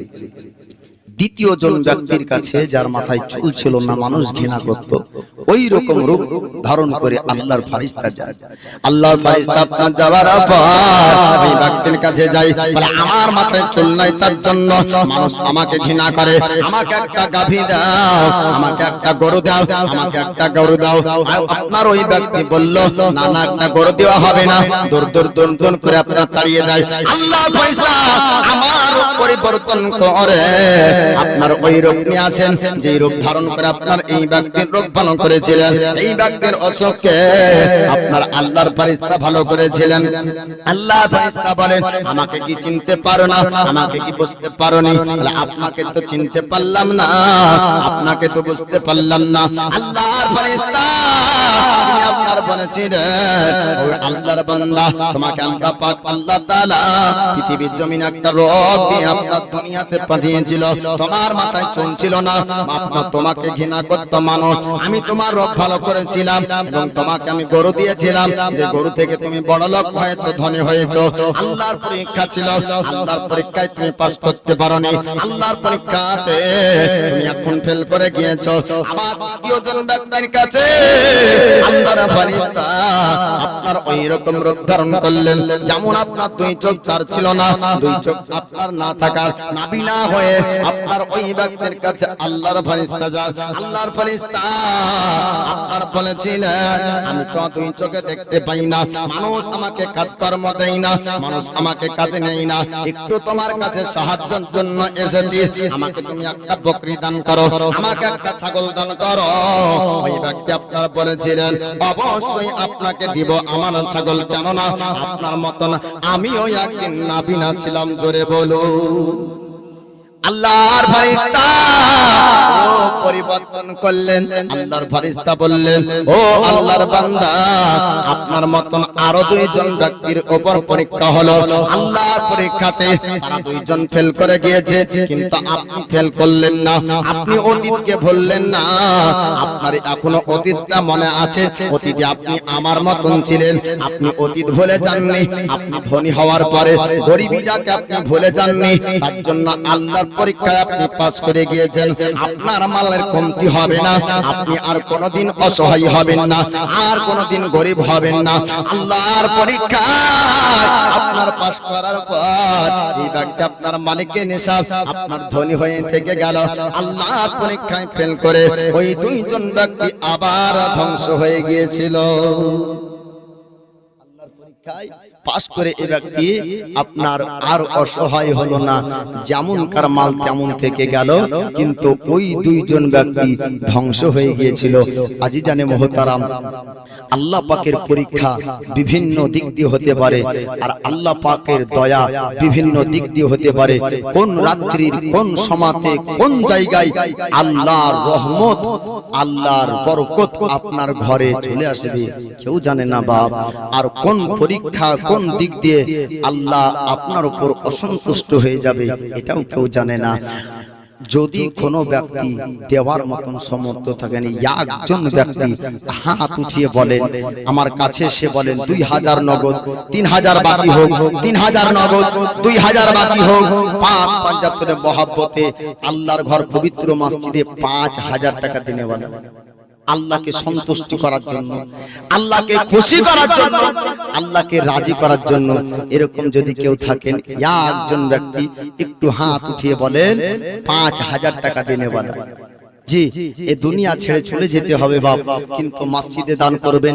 আপনি মারা যাবেন, আপনি চলে যাবেন দুনিয়া ছেড়ে, কিন্তু এই সাদাকায়ে জারি আপনার থেকে যাবে। এই মসজিদ যারা নির্মাণ করেছিল তারা কতজন আজ কবরস্থানে শুয়ে আছে, ঠিক না? আছে না? না সবাই বেঁচে আছে দুনিয়াতে? সবাই বেঁচে নাই। এই মসজিদ যারা নির্মাণ করেছিল কতজন কবরে শুয়ে আছে, কিন্তু যারা নির্মাণ করে গিয়েছে, যারা দান করে গিয়েছে, এই দানের নেকি তাদের কবরে আপনার জারি আছে। জোরে বলুন সুবহানাল্লাহ। একজন ব্যক্তি আছেন, সুবহানাল্লাহ, কি নাম? কি নাম হলো? সুবহানাল্লাহ। দেখেন নারায়ে তাকবীর, নারায়ে রিসালাত। এই দেখেন জুম্মা মসজিদের সেক্রেটারি সাহেব 5000 টাকার দাতা, বলেন জিন্দাবাদ। 17 গফার নামে তুমি সব চেহে দাতা, মাফ করে দিও তাহার পিতা মাতার জীবনের গুনাহ খাতা। আর দোয়া করি আল্লাহ তাহাদের জন্নতে সুখে শান্তি রেখো মওলা ওই কবরেতে। আমি বাপে গুনাহগার, দোয়া নাহি জানি, তার জন্য দোয়া করবে মা ফাতেমা জননী, আল্লাহুম্মা আমিন। নামে কি নাম হলো আপনার? সুবহানাল্লাহ। দেখেন নারায়ে তাকবীর, নারায়ে রিসালাত।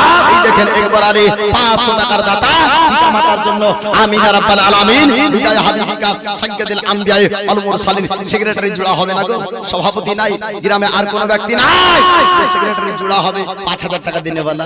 সুবহানাল্লাহ। যে কিয়ামতের দিন আপনাকে যেন এই রকম নবীর সাহাবীর সঙ্গে আপনাকে কিয়ামতের দিন তোলে। সাহাবীর মহব্বতে 1000 টাকা করে 10 জন ব্যক্তি বলেছিলাম তার মধ্যে দুইজন হয়েছে, আরো 8 জন দেন না। বলার পরে দুইজন ব্যক্তি দিয়েছে, আমার স্মরণ আছে, মনে আছে। আর 8 জন ব্যক্তি একটু চটচট করে আসেন পাক পাঞ্জাতনের মহব্বতে, যেন কিয়ামতের দিন আপনারও হাসর নাসর পাক পাঞ্জাতনের সঙ্গে হয়। দুনিয়াতে যে যাকে ভালোবাসলো তার সঙ্গে তার হাসর হবে, এটা আপনার হাদিস শরীফের মধ্যে রয়েছে। একজন যোগ্য বাপের যোগ্য বেটা যদি থাকেন, এই সেক্রেটারি সাহেবের জোড়া হন, একজন 5000 টাকা নাই, 1000 টাকা দেনেওয়ালা, আগে পিছনে ডানে বামে যে মায়েদের মধ্যে থেকে একজন মা আমার নাবির বেটি জান্নাত রমণী ফাতিমাতুজ জাহরার মহব্বতে পবিত্র মসজিদ আল্লাহর ঘরের জন্য একজন মা আমার 1000 টাকা দিয়েন তো, একটু চট করে পাঠিয়ে দেন। 1000 টাকা দেনেওয়ালা দাতা মা যদি থাকেন একটু পাঠিয়ে দেন। ও দয়ার নানা জান, দেখেন দানকারী দাতা কোথায় বসেছিল, সুবহানাল্লাহ। এই দেখেন নাম করেনি, শ্বশুর শাশুড়ির জন্য 500 টাকা আর আপনার পিতার জন্য 500 টাকা। আল্লাহ তার দানকে কবুল করুন। নারায়ে তাকবীর, নারায়ে রিসালাত, মাসলাকে আলা হযরত উলামায়ে আহলে সুন্নাত। এই দেখেন পাক আপনার পাক পাঞ্জাতনের মহব্বতে, সাহাবীর মহব্বতে আল্লাহর ঘর পবিত্র মসজিদের জন্য 1000 টাকার দাতা বলেন জিন্দাবাদ। আল্লাহ তার দানকে কবুল করুক, আমিন রাব্বাল আলামিন। তরুণ যুবকেরা নাই, কেরালায় খাটে, গুজরাটে ঘাটে, পুনাতে যাই, হায়দ্রাবাদে যাই, একদিনের মেহনতকে আল্লাহর ঘরে কুরবান করেন না। একদিনের কাজকে, একদিনের খাটনিকে একটা দিন একটা লেবারের মজুরি আপনার 500 টাকা। জি বাপ, একটা যুবক ভাই যদি থাকেন, 2 দিনের মেহনত, একদিনের মেহনতকে আপনার মসজিদে আল্লাহর প্রতি ভরসা রাখুন। আপনার রিজিকে, ব্যবসাতে, বাণিজ্যে, খেতে, খামারে আল্লাহ পাক বরকত দান করবেন। আল্লাহর প্রতি ভরসা রেখে আল্লাহর বান্দা যদি থাকেন, একজন ব্যক্তি 1000 টাকা নবী আপনার খোদার ঘর মসজিদের জন্য একটু চট করে আসেন, একজন ব্যক্তি দিয়ে যান। পিতা মাতা কবরে শুয়ে আছে, তাদের জন্য একজন কোন সন্তান যদি থাকেন, নেক সন্তান যে বাপ মাকে ভালোবাসে, তার বাপ মা কবরে শুয়ে আছে, বাপ মার জন্য 1000 টাকা দিবে, এরকম কোন সন্তান যদি থাকে। আয়েশা সিদ্দিকা উম্মুল মুমিনিন আয়েশা সিদ্দিকা থেকে হাদিস বর্ণিত, একজন সাহাবী আসলেন, আসার পরে বললেন, ইয়া রাসূলুল্লাহ, ইয়া হাবিবাল্লাহ, নবী গো, আমার পিতা ও মাতা দুইজন ব্যক্তির ইন্তেকাল হয়ে গিয়েছে, যদি আমার মা বাপের জন্য আমি সাদকা করি, দান করি, তাহলে কি আমার মা বাপ নেকি পাবে? তো নবী বললেন, অবশ্যই এই দানের নেকি তোমার পিতা মাতার কবরে পৌঁছিয়ে দেওয়া হবে।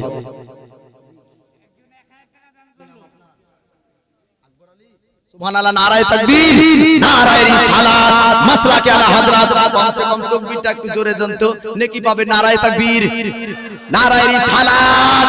এই দেখেন আকবর আলী আপনার 500 টাকার দাতা বলেন জিন্দাবাদ। বেনামে, সুবহানাল্লাহ। এই দেখেন বেনামে 1000 টাকার দাতা। নারায়ে তাকবীর, নারায়ে রিসালাত, মাসলাকে আলা হযরত। এই দেখেন নাম করেনি, বেনামে 1000 টাকার দাতা বলেন জিন্দাবাদ। তার পিতা মাতার জন্য দোয়া চেয়েছেন, অবশ্যই সমস্ত দানকারীদের জন্য আমি মুনাজাত করব দোয়া করে, তারপরে স্টেজ থেকে নামবো। বাপ আর একজন ব্যক্তি আছেন, এই দেখেন 3 জন ব্যক্তি হয়েছে। 10 জন ব্যক্তির আপনার দেখতে চাই যে 10 জন সাহাবীর মহব্বতে আর আল্লাহর ঘর পবিত্র মসজিদের জন্য আর মাত্র 7 জন ব্যক্তি হবে না? 1000 টাকা করে আপনি হয় কাল দিয়েন। মায়েরা বোনেরা আপনারাও একটু আসেন, 500 টাকা দেন। 5 জন মা আমার পাঞ্জাতনের মহব্বতে 500 টাকা করে দেন, একটু চট করে আসেন। আর বলতেছিলাম যে নবী পাক সাহেবেল আওলাদ তিনি বলেন সাহাবীকে, অবশ্যই তোমার পিতামাতার কবরে বাপের নামে, সুবহানাল্লাহ। এই দেখেন এরা পিতার জন্য 400 টাকা দিয়েছে। নারায়ে তাকবীর, নারায়ে রিসালাত, মাসলাকে আল হযরত আলা হযরত 400 টাকার দাতা বলেন জিন্দাবাদ। আমিন রাব্বাল আলামিন, বিজয় হাবিবিকা সাজ্জাদুল আমবিয়া ওয়াল মুরসালিন। এই রকম যদি থাকেন, যোগ্য বাপের যোগ্য বেটা, মাকে ভালোবাসে, বাপকে ভালোবাসে, এরকম কেউ থাকে, একটু চট করে উঠুন আর আপনার পিতা মাতার দিকে স্মরণ করুন, একটু মহব্বত রাখুন। যে যেই পিতা মাতা আপনার জন্য ঘর বাড়ি জমি জায়গা সমস্ত কিছু রেখে গিয়েছে। আপনার আমার ভবিষ্যৎকে চিন্তা করে আমার বাপ মা নিজের সুখ উপভোগ করেনি, নিজের সুখ শান্তিতে থাকেনি, আমাদের ভবিষ্যৎকে চিন্তা রেখে তো ওই পিতা মাতার জন্য আর একজন ব্যক্তি 1000 টাকা হবে না বাপ? আপনাদেরকে ঘটনা শোনাবো, আপনাদেরকে ওয়াজ শোনাবো, আপনাদেরকে মানকাবাত শোনাবো, আপনাদেরকে নাচ শোনাবো। মসজিদের উন্নতির জন্য, আল্লাহর ঘর পবিত্র মসজিদের জন্য চেয়েছি। আপনার আড়ালে যারা আছেন, পিছনে যারা আছেন, আগে যারা আছেন, অবশ্যই আপনারা দেওয়ার চেষ্টা করবেন। যাই হোক, আমি বলতেছিলাম যে বানি ইসরাইলের 3 জন ব্যক্তির উপর আল্লাহর পরীক্ষা হলো, তো 2 জন ব্যক্তি পাস আপনার ফেল করলো, একজন ব্যক্তি পাস করলো। এখান থেকে জগৎবাসীকে শিক্ষা নেওয়া দরকার যে আল্লাহ পাক অর্থ সম্পত্তি দুনিয়ার বুকে আমাদেরকে দিয়েছেন, বিভিন্ন দিক দিয়ে আল্লাহর পরীক্ষা আমাদের উপর আসতে পারে। সুবহানাল্লাহ। এই দেখেন 300 টাকা দান করেছে, আল্লাহ তার দানকে কবুল করুক, আমিন ইয়া রাব্বাল আলামিন। বেজাই হাবিবিকা সাজ্জাদুল আম্বিয়া ওয়াল মুরসালিন। আজিজানে মুহতারাম, আপনার কিয়ামতের দিন মানুষকে আপনার বিভিন্ন রকম ভাবে আপনার কিয়ামতের দিন আপনার মানুষকে তোলা হবে। একটা দেখেন, একজন ছাত্র উস্তাদকে মাস্টারকে প্রশ্ন করছে, বলে হুজুর, বলে কি আল্লাহ পাক কিয়ামতের দিন মানুষের কিভাবে হিসাব নেবে?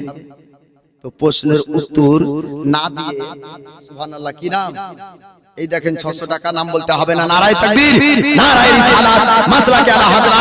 এই দেখেন বেনামে 600 টাকার দাতা বলেন জিন্দাবাদ, আমিন ইয়া রাব্বাল আলামিন। বেজায় হাবিবিকা সাজ্জাদুল আম্বিয়া ওয়াল মুরসালিন। তো শিক্ষক কথায় উত্তর না দিয়ে বলছেন, ছাত্রদেরকে ডাক দিলেন, মনোযোগ সহকারে শুনবেন, বোঝার কথা, জ্ঞানের কথা। পকেট থেকে পয়সা বের করে একটি ছাত্রের হাতে 100 টাকা ধরালেন, আর একটি ছাত্রের হাতে 50 টাকা, আর একটি ছাত্রের হাতে 20 টাকা। অবশেষে প্রশ্ন যে করলো তার হাতে মাত্র 1 টাকা দিলেন। ছাত্রের মন খারাপ, হুজুর আমার উপর রাগ করলেন, হুজুর আমার উপর অসন্তুষ্ট হলেন। বলে না, তোমার উপর অসন্তুষ্ট হইনি। বলে এমনটা কেন করলেন?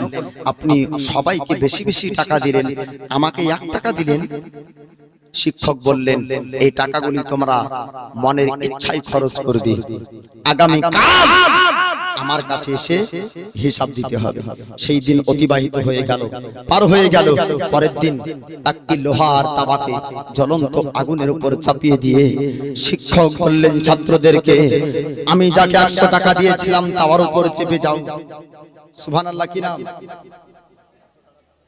বাকি নাম বলেনি, জাহাঙ্গীর। সুবহানাল্লাহ, নারায়ে তাকবীর, নারায়ে রিসালাত। এই দেখেন আল্লাহর ঘর পবিত্র মসজিদের জন্য 1000 টাকার দাতা বলেন জিন্দাবাদ। 500 টাকা নগদ, 500 টাকা বাকি। সুবহানাল্লাহ, সুবহানাল্লাহ। পিতার জন্য। আপনার নাম কি হলো? টিয়ারুল। সুবহানাল্লাহ, নারায়ে তাকবীর, নারায়ে রিসালাত। এই দেখেন টিয়ারুল 500 টাকার দাতা বলেন জিন্দাবাদ, আমিন ইয়া রাব্বাল আলামিন। 1000 টাকা, এই দেখেন সুবহানাল্লাহ, 1000 টাকার দাতা বলেন জিন্দাবাদ, আমিন ইয়া রাব্বাল আলামিন। সুবহানাল্লাহ। তো এই দেখেন 1000 টাকার 5 জন হয়ে গেল, আর 5 জন আসবেন। আমি বলতেছিলাম এবার লোহার তাবা জ্বলন্ত আগুনের উপর চাপানো। 100 টাকা যাকে দেওয়া হয়েছিল, ছাত্র বলছে হুজুর ক্ষমা করবেন। কেন? 100 টাকা আপনি দিয়েছিলেন, খরচ করেছিলাম বিভিন্ন জায়গাতে, আমি হিসাব দিতে পারবো না, আমার পাপ পুড়ে যাবে। 50 টাকার ছাত্র বলছে হুজুর আমার দ্বারাও সম্ভব নয়। 20 টাকা যাকে দেওয়া হয়েছিল সে বলছে হুজুর আমার দ্বারাই সম্ভব নয়। 1 টাকা যাকে দেওয়া হয়েছিল বলছে হুজুর আমার দ্বারা সম্ভব রয়েছে। শিক্ষক বললেন, শোনো, তোমার প্রশ্নের উত্তর পরিষ্কার হয়ে গিয়েছে এখান থেকে, যে 100 টাকা যাকে দিলাম তার দ্বারা সম্ভব হলো না, 10 টাকা যাকে দিলাম তার দ্বারা সম্ভব হলো না, 50 টাকা যাকে দিলাম তার দ্বারা সম্ভব হলো না, 1 টাকা তোমাকে দিয়েছি তোমার দ্বারা সম্ভব হয়েছে। আল্লাহ পাক আল্লাহ তাআলা কিয়ামতের দিন যাকে লাখ লাখ টাকা দুনিয়ার জমিনে দিয়েছে তার হিসাব আল্লাহ কিয়ামতের দিন নিবে, যে তুমি লাখ লাখ টাকা কোথায় ব্যয় করেছো। অপচয় খরচ করার হিসাব কিয়ামতে দিতে পারবে না। আপনার ভুল জায়গায় গুনার জায়গায় খরচ করার হিসাব কিয়ামতে দিতে পারবে না। আল্লাহ পাক যাকে দুনিয়ায় অর্থ কম দিয়েছে তার হিসাবও আপনার কিয়ামতে কম হবে। জোরে বলুন সুবহানাল্লাহ। এই দেখেন একজন যুবক 500 টাকা দিয়েছে, সুবহানাল্লাহ। এই দেখেন 700 টাকা। নারায়ে তাকবীর, নারায়ে রিসালাত, মাসলাকে আলা হযরত আল্লাহর প্যারা বান্দি আপনার মসজিদের মহব্বতে 700 টাকা দান করেছে, বলেন জিন্নাবাদ। আল্লাহ তার দানকে কবুল করুন। একজন যুবক 500 টাকা দান করেছে, আল্লাহ তার দানকে কবুল করুন। সুবহানাল্লাহ। বুলবুল, এই দেখেন বুলবুল, নারায়ে তাকবীর, নারায়ে রিসালাত, মাসলাকে আলা হযরত। এই দেখেন বুলবুল নাম, আপনার যেমন নাম তেমন আপনার কাম। 500 টাকার দাতা, আল্লাহ তার দানকে কবুল করুক, আমিন ইয়া রাব্বাল আলামিন। এই রকম আপনার হবে না বুলবুলের জোড়া, এই রকম হবে না সেক্রেটারি সাহেবের জোড়া। আপনার 5000 টাকা দিনে বলা, 1000 টাকা দিনে বলা, 500 টাকা দিনে বলা। আল্লাহ আপনাকে দুনিয়াতে দিতে দিয়েছে বাপ। আজকে দুনিয়াতে অর্থ আছে, টাকা আছে, আল্লাহর ঘরে দান করুন। আপনার ঘরে আপনার রিজি রোজগারে আপনার বরকত হবে। এই দুনিয়া ছেড়ে আমাদেরকে চলে যেতে হবে। কাঁদবে পিতা, কাঁদবে মাতা, কাঁদবে ভাই বোন, কাঁদবে এসে পাশে বসে আত্মীয় স্বজন। কাঁদবে পিতা, কাঁদবে মাতা, কাঁদবে ভাই বোন, কাঁদবে এসে পাশে বসে আত্মীয় স্বজন। খোদার কাছে চাইবে দোয়া, খোদার কাছে চাইবে দোয়া। মুমিন মুমিনা হবে মাটির বিছানা গো তোমার আসল ঠিকানা, হবে মাটির বিছানা গো তোমার আসল ঠিকানা। আপন জনের কান্না যখন সবাই শুনতে পাবে, বুক ফাটবে তো মুখ ফুটবে না, কেমন জবাব দিবে। আপন জনের কান্না যখন সবাই শুনতে পাবে, বুক ফাটবে তো মুখ ফুটবে না, কেমন জবাব দিবে। কি করে বোঝাবে সেদিন, কি করে বোঝাবে সেদিন মনের যন্ত্রণা, হবে মাটির বিছানা গো তোমার আসল ঠিকানা। সুবহানাল্লাহ। দেখেন নারায়ে তাকবীর, নারায়ে রিসালাত, মাসলাকে আলা হযরত। এই দেখেন তরুণ যুবক 1000 টাকার দাতা, বলেন জিন্নাবাদ। আল্লাহ তার দানকে কবুল করুক, আমিন ইয়া রাব্বাল আলামিন। বিদায় হাবিবিকা সাইয়্যিদুল আমবিয়া ওয়াল মুরসালিন। সুবহানাল্লাহ। তো নবীর মহব্বতে আপনার জীবনকে কুরবান করতে হবে। নবীর মহব্বত সাহাবীর কাছ থেকে শিখতে হবে। আপনাদেরকে একটি মহব্বতের ঘটনা আপনাদেরকে শোনাবো। মা বোনেরা আপনারা একটু দান করবেন, আপনারা ঘটনা শুনতে থাকবেন। আর এই দিকে আপনার কমিটির লোক বসে আছে, তার হাতে আপনার তার কাছে টাকাটা দিবেন অথবা নামটা আপনার লিখে দিবেন। একটু মনোযোগ সহকারে আপনাদেরকে ঘটনা শোনাবো, আপনারাও একটু মনোযোগ সহকারে শুনবেন। একবার দরুদে নাজরানা পেশ করুন। আল্লাহুম্মা সাল্লি আলা মাওলানা মুহাম্মদ ওয়ালা আলি সাইয়্যিদিনা লানা মুহাম্মদ সাল্লি আলা মুহাম্মাদিন সাল্লি আলা মুহাম্মদ হরদম সাবা से निकालो पाक नबी मोहम्मद, हरदम सबा से निकालो शफीआना মোহাম্মদ। তো মহব্বতের কথা বলছিলাম যে নবীর ইশক মহব্বতে সাহাবীরা জীবন পর্যন্ত কুরবান করেছেন। জঙ্গে বদর হবার যখন এলান হয়ে গেল, তো সাহাবীয়ে রাসূল প্রস্তুতি নিচ্ছেন যে যুদ্ধ করবেন, জঙ্গে বদর হবে। আর দুইজন বালক সাহাবী হযরতে মুআজ আর মাউজের মা বাড়িতে একা কাঁদছিলেন। মাউজ আর মুআজ বলছেন, মাগো তুমি কেন কান্না করছো, তোমার দুঃখ কিসের? বলে আমার দুঃখের কারণ কি তোমরা শুনবে? বলে হ্যাঁ শুনবো। বিস্কুট দিচ্ছেন যারা, ও মেয়েদের পর্যন্ত যাবেন। বিস্কুট যারা দিচ্ছেন মেয়েদের পর্যন্ত যাবেন, সবাইকে যেন দেওয়া হয়।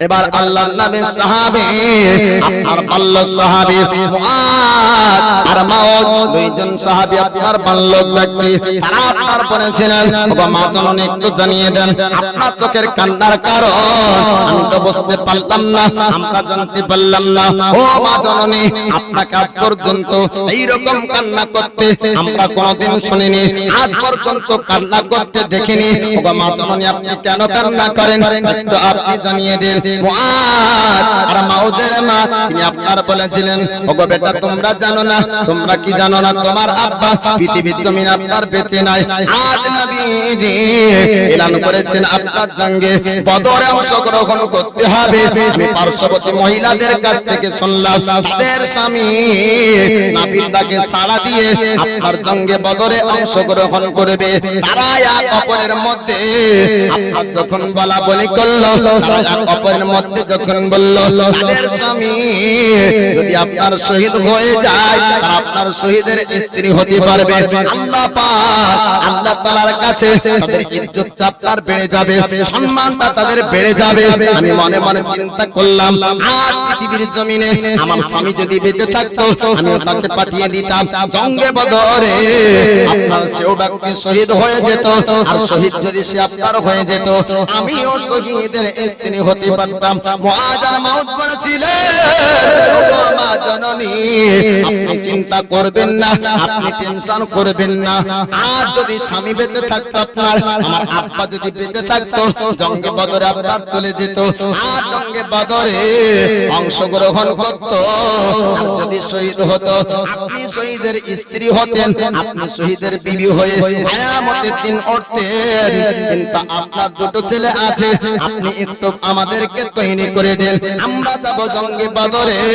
আর আমরা যদি শহীদ হয়ে যাই তবে আপনি শহীদানের মা হবেন জোরে বলুন আপনাকে কিয়ামতের দিন শহীদানের মা করে আমরা উঠাবো আপনি আল্লাহ পাককে বলবেন মাবুদ দুনিয়ার জমিনে আমার স্বামী ছিল না আমি শহীদের বিবি হতে পারিনি আমি শহীদের স্ত্রী হতে পারিনি আল্লাহ পাক ওগো মাবুদ মাওলা পৃথিবীর জমিনে দুইজন সন্তান আমার ছিল আমি দুই সন্তানকে আমি জঙ্গে বদরে পাঠিয়েছিলাম তারা আপনার শহীদ হয়ে আমাকে শহীদানের মা বানিয়েছে আমি দুই শহীদের সন্তানের মা আপনি কিয়ামতের দিন এসেছি আল্লাহ পাক আল্লাহ তাআলার কাছে ওগো মা জননী আপনার ইজ্জতটা আরো বেড়ে যাবে আপনার সম্মানটা আরো আপনার বেড়ে যাবে মুআদ আর মাউদ যখন এই কথা বললেন তিনার মা জননী আপনার বের করে দিচ্ছেন আপনার সুন্দর করে বাল্যক সাহাবীকে আপনার গোসল দেওয়া হলো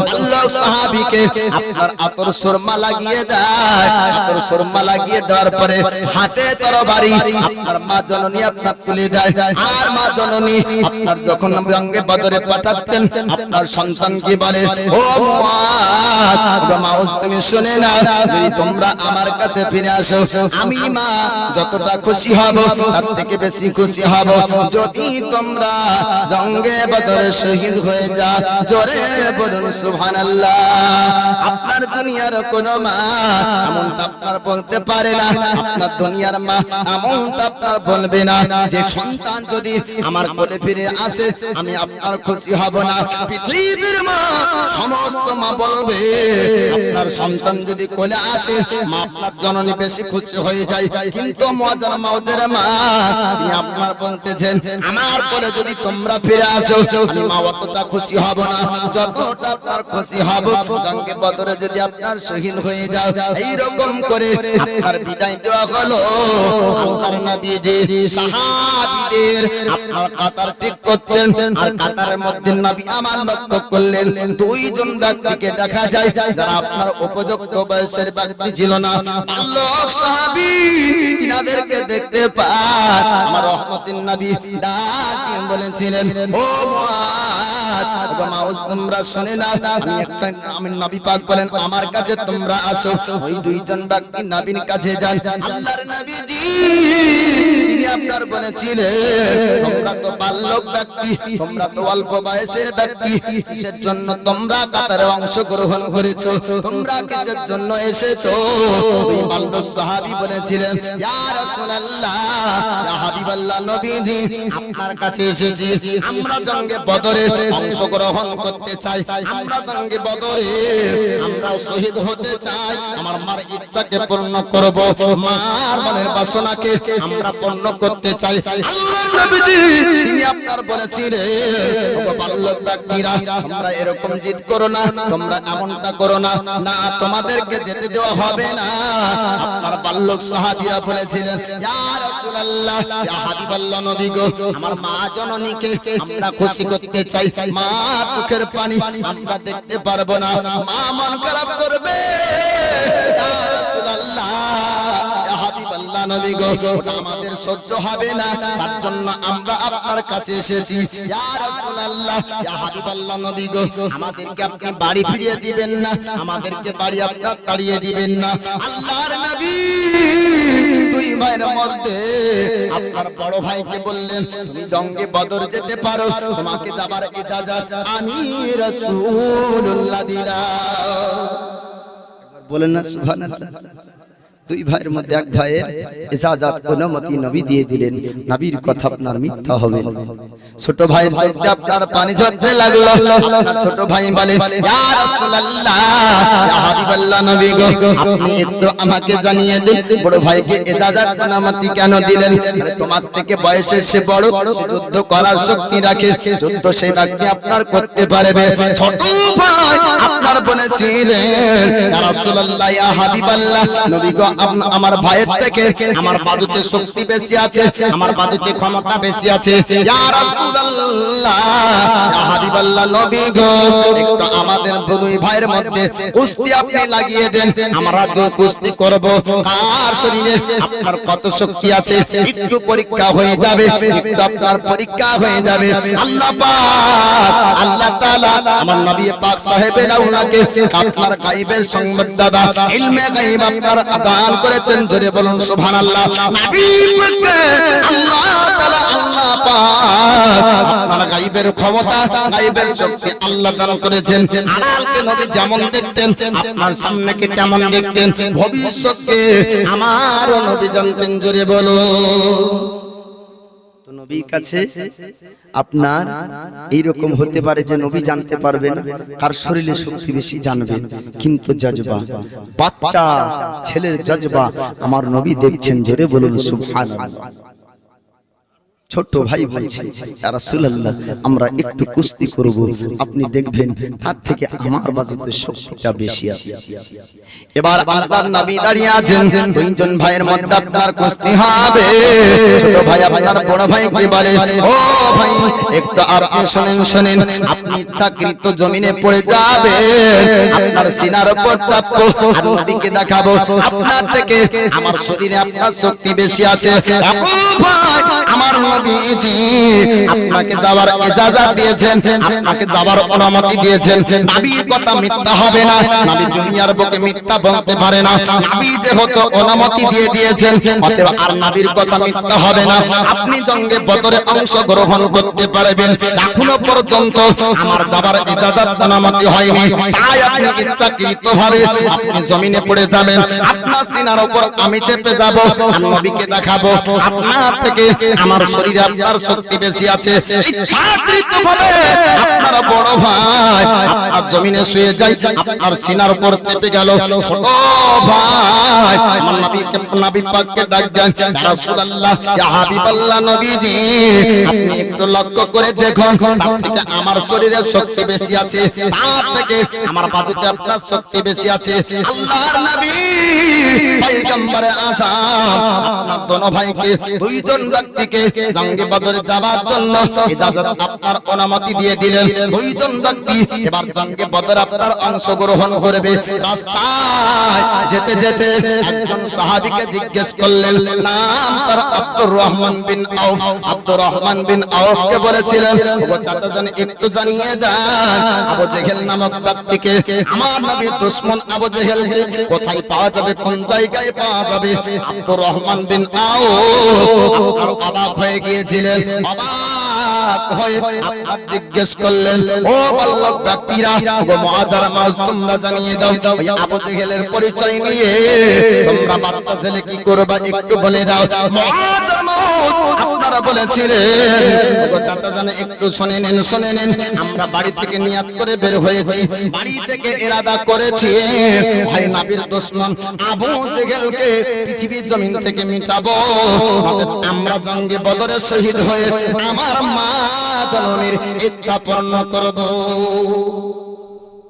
এইরকম ইরাদা করে মুআযার মাউজ বলছে, আমরা বাড়ি থেকে বের হয়েছি, তখনই আমাদের ইরাদা হয়ে গিয়েছে, নিয়ত হয়ে গিয়েছে যে নবীর দুশমন আবু জেহেলকে দুনিয়া থেকে মিটাবো, আর নচেত আমরা শহীদ হয়ে আমার মাকে শহীদানের মা বানাবো। বলুন সুবহানাল্লাহ।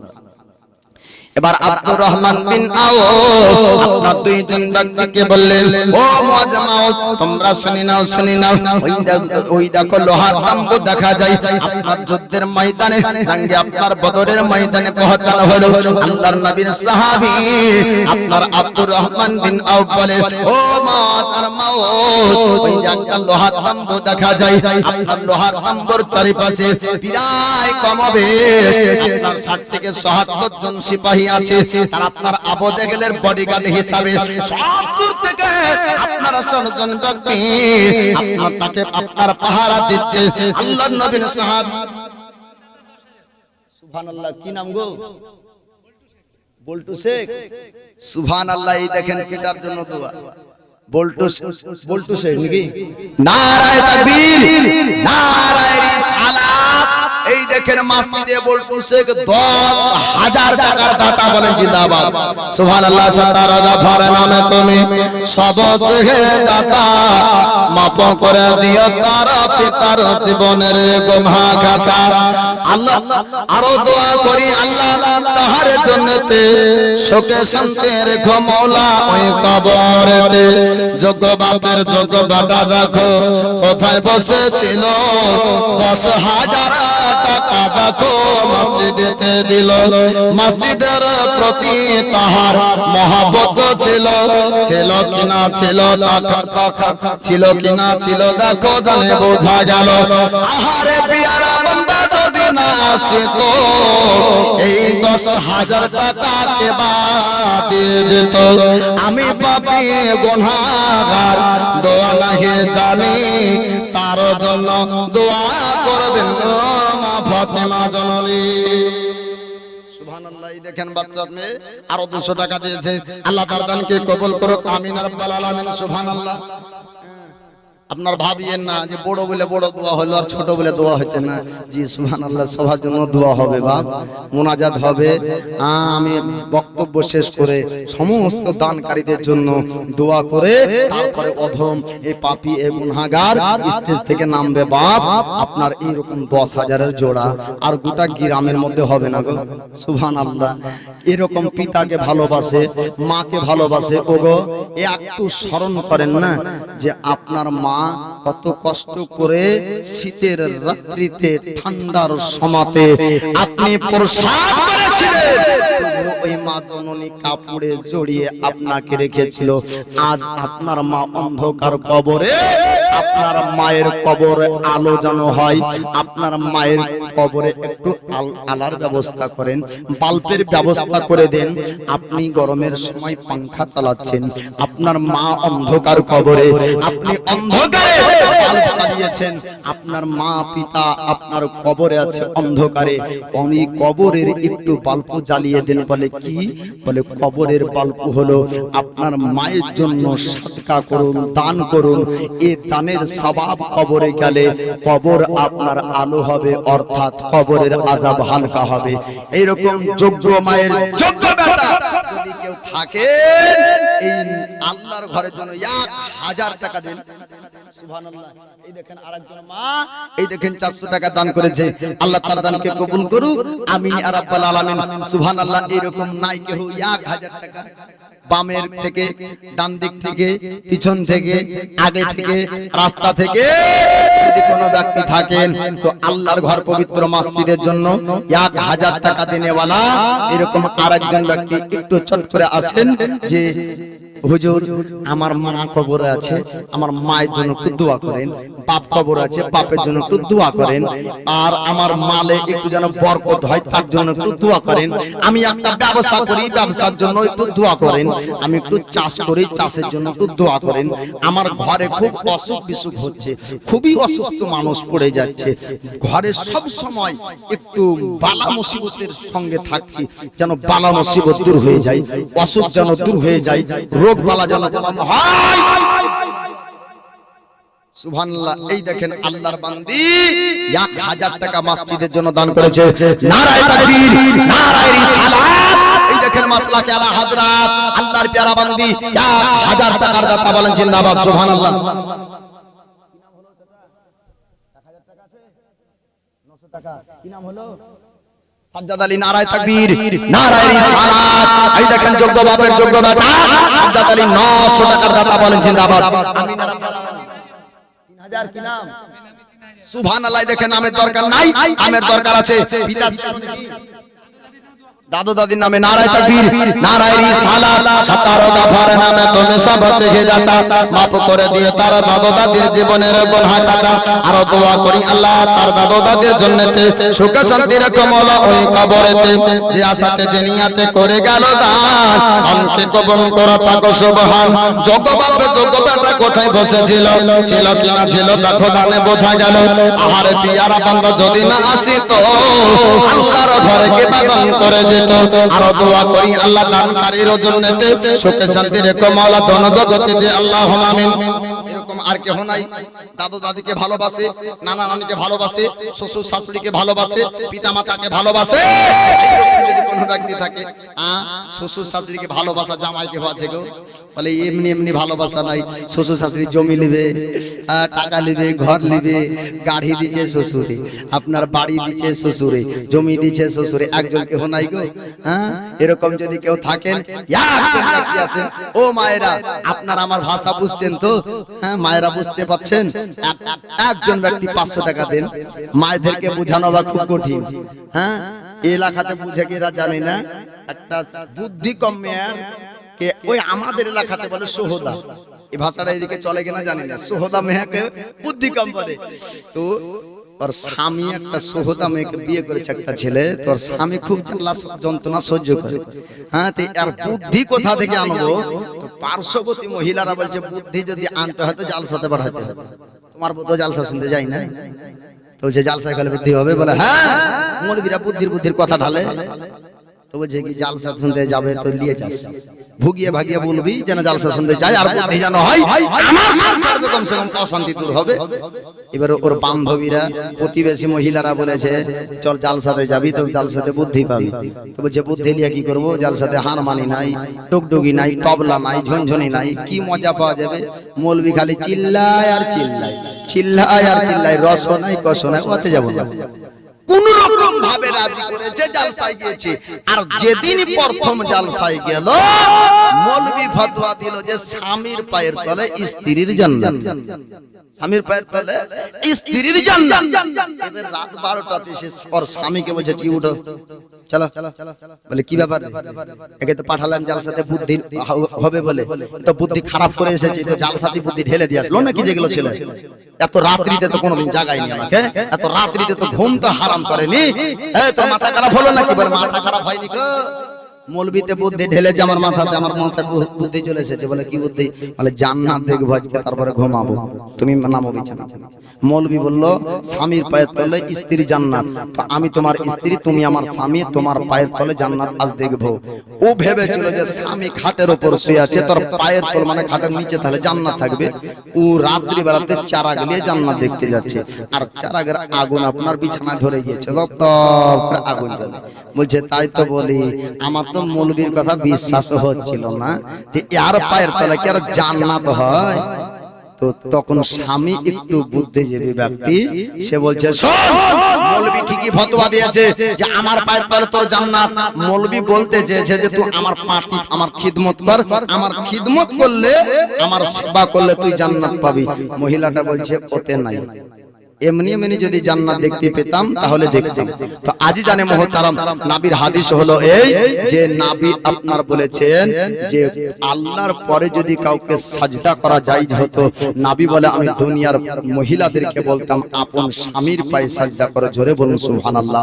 মা বোনেরা, অবশ্যই স্বামীর খিদমত করবেন, স্বামীর সেবাতে আপনার জান্নাত হবে। মা বোনেরা, আপনারা একজন ব্যক্তি পাক পাঞ্জাতনের মহব্বতে 500 টাকা একটু দেখিয়ে দেন তো, তাহলে বুঝতে পারবো যে মা বোনেরাও আমার ওয়াজ বুঝতে পারছে, আমার ভাষা বুঝতে পারছে। মসজিদে দান করুন, কিয়ামতের দিন আপনারও হিসাব হবে, আপনার স্বামীরও হিসাব হবে। তো আমি যে ঘটনাটা বলছিলাম, ঘটনাটা আধুরা ছেড়বো না, ঘটনাটা শেষ করব। আপনারা একটু দিওয়ার নিয়তটা অন্তরের মধ্যে রাখেন। বাপ, আজ দুনিয়ায় আমি বলছি, আপনি দিচ্ছেন, কালকে আপনি মরে যাবেন, আমি মরে যাব, আমাদের জানাজা কেউ পড়িয়ে দিবে, আর দুনিয়ায় কিচ্ছু নিয়ে যেতে পারবো না দুনিয়া থেকে। বাপ সুবহানাল্লাহ। এই দেখেন একজন যুবক দান করেছে, আল্লাহ তাআলা দানকে কবুল করুক, আমিন ইয়া রাব্বাল আলামিন, বিজায় হাবিবিকা সাইয়্যিদুল আমবিয়া ওয়াল মুরসালিন। তো মুআজ আর মাউজ বলছেন আব্দুর রহমান বিন আউফ কে চাচা একটু দেখিয়ে দেন আবু জেহেল কোথায়। বলে ওই যে লোহার তাম্বু দেখা যাচ্ছে, ওই লোহার তাম্বুর চারিপাশে 60 থেকে 77 জন বডিগার্ড আছে, আর ভিতরে ভরা আছে আবু জেহেল। আর আবু জেহেল লম্বা চওড়া মানুষ, ওর পরিচয় নিয়ে কি করবে তোমরা মারতে পারবে? মজার মাউজ বলছে হ্যাঁ। এই দেখেন সুবহানাল্লাহ, আরেকজন মা দান করেছে 300 টাকা, আল্লাহ তার দানকে কবুল করুক, আমিন ইয়া রাব্বাল আলামিন। কি নাম হলো ভাই? লাগবে না, এই দেখেন বেনামে 500 টাকা, নারায়ে তাকবীর, নারায়ে রিসালাত, মাসলাক আলা হযরত। এই দেখেন বেনামে আল্লাহর ঘর পবিত্র মসজিদে 500 টাকা দান করেছে, আল্লাহ তার দানকে কবুল করুক, সুবহানাল্লাহ। নাম লাগবে না, এই দেখেন এই গ্রামের মানুষদেরকে দেখছি বলছে নাম লাগবে না, কাম লাগবে। আর এক এক জায়গাতে বলছে মৌলভী সাহেব কি ওয়াজ আপনি যতই করেন না কেন, নামটা যে বলে আসলাম, টাকাটা যে দিলেন তো ভুলে গেলেন নাকি? তো ও ভাবছে যে নাম বলতে ছুটে গিয়েছে, মানে আপনি কি ওনাই ছুটে যাবে। সুবহানাল্লাহ। মৌলবীর বলতে ভুল হবে বাপ, কেরামে কাতিবিনা লিখতে ভুল হবে না। নারায়ে তাকবীর, নারায়ে রিসালাত। এই দেখেন আরেকজন যুবক ভাই আল্লাহর ঘর পবিত্র মসজিদে 500 টাকা দান করেছেন, সুবহানাল্লাহ সুবহানাল্লাহ। এই দেখেন আরেকজন চাচা আমার আল্লাহর প্যারা বান্দা, মসজিদের প্রতি মহব্বত ছিল, 500 টাকা দান করেছে। নারায়ে তাকবীর, নারায়ে রিসালাত। ছাত্র গাফার নামে তুমি সব থেকে দাতা maaf করে দিও আল্লাহ, দানকারীদের জীবনের গুনাহ গাদা। আর দোয়া করি আল্লাহ তাহাদের জন্য সুখে শান্তি রেখো মওলা, দোনো জগতে আল্লাহুম্মা আমিন। এরকম আপনারা 500 করে, হাজার হাজার করে আপনারা টাকা এখানে দিয়ে যান। আলোচনা আপনারা শুনুন। এবার আব্দুর রহমান বিন আউফ বলছেন ওই যে লোহার তাম্বুর ভিতরে আবু জেহেল আপনার ভরা। মুআজার মাউত আপনার চলতে শুরু করলেন লোহার তাম্বুর কাছে, আল্লাহর নবীর আপনার বাল্যক সাহাবী, দুইজন সাহাবী আপনার চলতে শুরু করে দিলেন, লোহার তাম্বুর কাছাকাছি হয়ে যায়। সুবহানাল্লাহ। এই দেখেন একজন বাচ্চা ছেলে আল্লাহর ঘর পবিত্র মসজিদে দান করেছে, আল্লাহ তার দানকে কবুল করুন। মুআজার মাউত বলতেছেন আপনার মুআজার মাউত গুটি গুটি পা টুক টুক টুক টুক করে চলতে শুরু করলেন, লোহার তাম্বুর কাছে আপনারা যাওয়ার পর আপনার লম্বা চওড়া মানুষ আবু জেহেলকে দেখতে পাই, আপনার দুই ভাইয়ের মধ্যে মাসওয়ারা শুরু হয়ে গেল। সুবহানাল্লাহ। দেখেন নাম লাগবে না, আরো 500। সুবহানাল্লাহ। নারায়ে তাকবীর, নারায়ে রিসালাত। আল্লাহর প্যারা বান্দা 500 টাকার দাতা বলেন জিন্দাবাদ। আল্লাহ তার দানকে কবুল করুক, হায়াতে আপনার আল্লাহ বরকত দান করুক, রিজি রোজগারে বরকত দান করুক, বালা মুসিবতকে আল্লাহ দূর করুক, সংসারে বিপদ আপদ থেকে আল্লাহ হেফাজত রাখুক, সকলে বলুন আমিন। মুআজার মাউজ আপনার লক্ষ্য করে দেখলেন লম্বা চওড়া মানুষ, আপনার গর্দান পর্যন্ত হাত পাওয়া যাবে না। দুই ভাইয়ের মধ্যে আপনার মাসওয়ারা আপনার শুরু হয়ে গেল। ওই ভাইয়ের মধ্যে আলোচনা শুরু হয়ে গেল।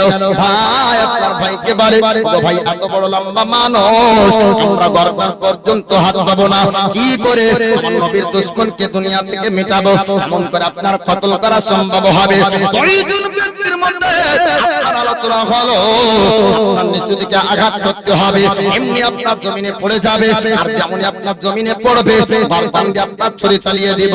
আপনার নিচু দিকে আপনার আবু জেহেলের আঘাত করা হলো, আপনার দুনিয়ার জমিনে আপনার পড়ে যায়, সঙ্গে সঙ্গে আপনার তরবারির আপনার আঘাতে ওই আবু জেহেলকে আপনার পাপীকে আপনার কতল করে দিল।